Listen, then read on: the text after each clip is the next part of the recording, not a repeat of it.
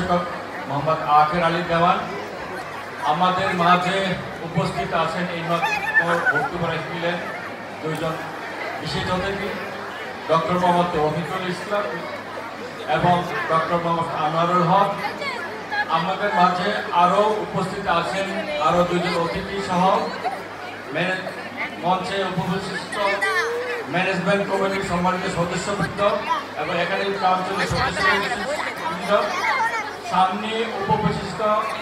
আমার প্রাণপ্রিয় ছাত্রছাত্রী, শিক্ষক, অভিভাবক এবং সমবেত সুধীমণ্ডলী, আসসালামু আলাইকুম। প্রথমেই আমি আমার বক্তব্য শুরুতেই আজকে যারা বিশেষ সম্মাননা পেয়েছ, বিশেষ পুরস্কৃত হয়েছ,